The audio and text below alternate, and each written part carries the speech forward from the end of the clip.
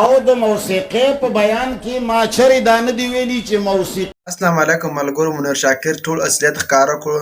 منیر شاکر صاحب وایي ما دا نه دی ویل تراویح نشته دی، ما دا نه دی موسیقي حلاله ده. نو راځئ تاسو دا ویډیو ګورئ منیر شاکر صاحب د څه ویلي دي او مخکې ملګرو سره لازمي شعر کې راځي ویډیو په لزوم چې موسیقي حلاله ده، موسیقي جایزه ده، دا ټکي به نه کې ثابت.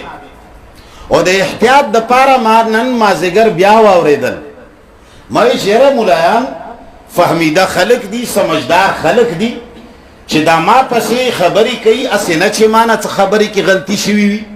ځکه چې ما دا عادت دی، زه مسلمان یم. زه مولا جواب راکړئ، زه مولا نه یم، زه مفتی، زه شیخ، زه مسلمان یم. ما چې په کوم ټکي کې غلطي کړې وي نو دوباره مې ځکه دا کلیپونه واورېدل چې کما غلطي کړې وي چې زه معافي وغواړم، کما ویلی وي چې د تراویح مونځ نشته چې ووایم چې غلطه مې ویلې ده، کما ویلی وي چې یاره دا موسیقي بالکل فرض دی او ثواب دی او جایزه ده چې زه د خپلې ګناه معافي وغواړم.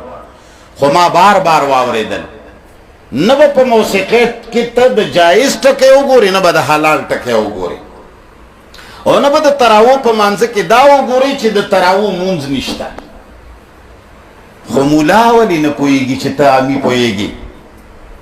هغه پې ولې نه پوهېږي؟ د هغه نظر په دغو ځایونو دی. هغه په دې پوهېږي چې دا سړی روان دی نو سبا دی دغه حق هم ښکاره کوي چې مسلمانانو په محله کې یوازې په مانځه خلک نه مسلمان پاتې کېږي.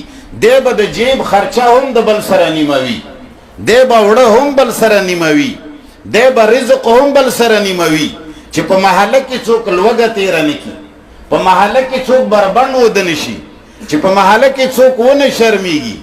دا به دا خبرې ښایي، او چې دا خبرې ښکاره شي نو ته په ایمان وایه ملا ته څه پاتې کېږي؟ دا څه چې دي دا خو ملا خوري. غوړ خو ټول زه خورم، خیراتونه زه خورم، زکاتونه زه خورم، پیروی زه خورم، مستې زه خورم، صدقې زه خورم. نو چې کله د اسلام دا خبره وویلی شي چې مونځ یوازې اسلام نه دی، روژه یوازې اسلام نه دی، نو حضرت صاحب پوه شي چې مخکې روان دی سفر یې، دی به سبا د ګاونډي حق په دې ترتیب باندې بیانوي. دا به وایي چې قل العفو، څه چې زیات شي ګاونډي سره ښېګړه وکړه.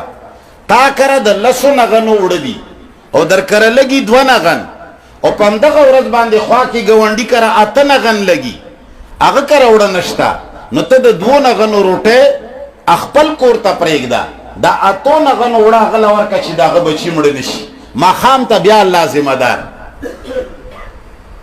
د الله ذمه داري په دې معنا ده، په دې معنا نه ده چې ته به پروت وي، نه به چا له څه ورکوي او نه به چا نه څه غواړي، او وروره بس الله مې ذمهوار دی. که تاسو خیال کړي قصې جوړې دي چې یاره یو ځای کې غار کې یو سړی و، هغه وي چې زه ګورم چې ما ته خولې له څنګه راځي، بیا داسې قافله راغله، بیا بوی الوا پخه کړه، بیا یې په خوله ور ومنډله. دا قصې دي، دا قرآن نه دی، قرآن ځان ته شی دی.